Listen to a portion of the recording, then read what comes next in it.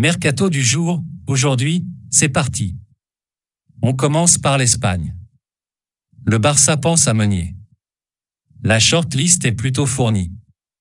D'après Rechad Rahman, Abraham Frimpong, Aaron Wan-Bissaka, Juan Foyth, Diogo Dalot et Thomas Meunier sont présélectionnés dans la liste du Barça pour renforcer la position de latéral droit. Et parmi eux, Foyth et Meunier seraient les pistes privilégiées.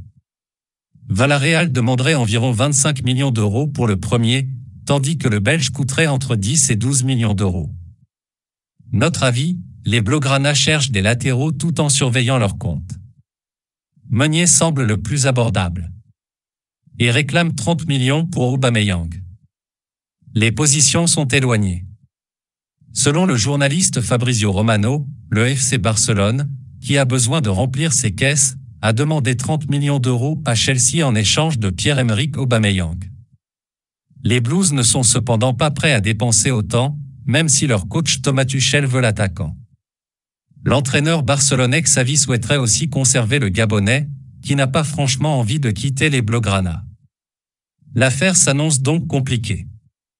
Notre avis, le Barça a raison de se montrer exigeant car il a besoin de fonds pour s'offrir sa cible Bernardo Silva. Lo Celso de retour à Villarreal. Comme attendu, l'ancien Parisien est de nouveau prêté au sous-marin jaune par Tottenham. Comme lors des 6 derniers mois, Giovanni Lo Celso évoluera cette saison à Villarreal. Cependant, le deal ne comprend pas d'option d'achat pour le milieu de terrain argentin de 26 ans. Notre avis, une décision logique, tant Lo Celso s'était épanoui à Villarreal au printemps dernier avec une demi-finale de Ligue des Champions à la clé. West Ham confiant pour Kehrer. Les Hammers espèrent rapidement recruter l'international allemand. The Guardian explique que West Ham est confronté à une série de blessures en défense et ambitionne de s'offrir Thilo Kehrer cette semaine pour le faire jouer le week-end prochain contre Brighton. Les discussions avec le PSG, qui réclame une vingtaine de millions d'euros en échange de son défenseur, sont considérées comme positives. Notre avis, Séville était aussi intéressé, mais West Ham est mieux armé financièrement. Icardi dans le viseur de Galatasaray. Devenu indésirable au PSG, l'avant-centre argentin pourrait trouver une porte de sortie du côté d'Istanbul. Selon le média turc Photomac, Galatasaray s'intéresse à Mauro Icardi et étudie la possibilité d'une arrivée en prêt. Le PSG devrait prendre en charge une partie du salaire du joueur de 29 ans. Notre avis, Icardi manque de prétendants mais celui-ci aura du mal à le séduire. Manchester United piste Vardy. En quête d'un nouvel avant-centre, les Red Devils multiplient les pistes. Selon The Athletic, l'une d'entre elles mène à Jamie Vardy. L'Anglais de 35 ans est sous contrat avec Leicester jusqu'en juin 2023. Notre avis, Vardy amènerait sa hargne et son efficacité mais, avec lui, lui ne construirait rien sur le moyen terme. Chelsea se démène pour Jeyoro. Chelsea a jeté son dévolu sur Grèce Jeyoro et a même formulé une offre au PSG, ce qui se fait très peu dans le football féminin, comme l'explique l'équipe. La milieu de terrain internationale française de 25 ans, qui avait notamment signé un triplé contre l'Italie lors du premier match des Bleus à l'Euro, ne serait pas contre une aventure à l'étranger. La balle est désormais dans le camp des dirigeants parisiens. Notre avis, le PSG ne peut pas laisser partir une de ses meilleures joueuses. Et passe à l'action pour Gordon. Selon Sky Sport, le jeune ailier d'Everton Anthony Gordon, 21 ans, serait dans le viseur des Blues, qui aurait même formulé une offre de 40 millions de livres, 47 millions d'euros, pour s'attacher ses services. Mais le club de la Mersey espérerait, lui, plutôt 50 millions de livres. Notre avis, Chelsea peut se permettre un effort pour s'offrir Gordon. Cavani et Dieng dans le viseur de Nice. D'après des informations de l'équipe, l'OGC Nice et son entraîneur Lucien Favre sont en recherche active de percussions dans leur jeu et penseraient pour cela à des profils tels que celui du Marseillais Bamba Dieng ou encore de l'ancien Parisien Edinson Cavani. Inaccessible en juillet, l'Uruguayen pourrait désormais être à la portée des Niçois. Notre avis, Nice miserait davantage sur la durée avec Dieng, qui a 13 ans de moins que Cavani. Emerson Palmieri également. L'Italo-Brésilien pourrait revenir en Ligue 1.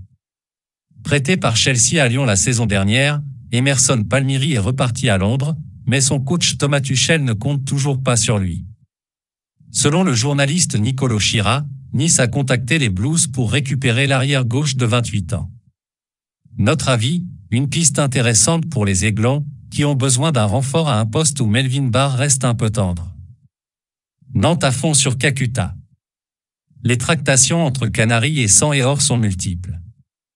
En plus d'une offre pour Ignatius Ganago, Nantes piste Gaël Kakuta selon Ouest France. Le milieu offensif de 31 ans a perdu sa place de titulaire la saison dernière et ne cache pas ses envies d'ailleurs. Il pourrait remplacer Ludovic Blas si celui-ci file à Lille. Notre avis, Kakuta possède le profil idéal pour remplacer Blas, il devra simplement retrouver une bonne forme. Et tient toujours à Blas. Dans une interview accordée au quotidien L'Équipe, le président nantais a donné des précisions sur le cas de Ludovic Blas, qui est courtisé par Lille mais que les Canaries espèrent conserver.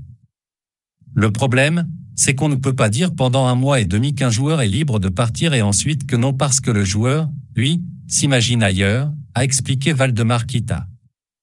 On joue la Coupe d'Europe, c'est quand même une prison confortable, non? S'il veut partir pour gagner plus à Lille, je suis prêt à lui donner la même chose. Je lui ai dit verbalement. Notre avis, la fin du mercato estival donnera des réponses sur les réelles intentions de Nantes. Plutôt un départ cet hiver pour Paquetá. Annoncé sur les tablettes d'Arsenal ou Tottenham cet été, le Brésilien devrait finalement rester dans le Rhône.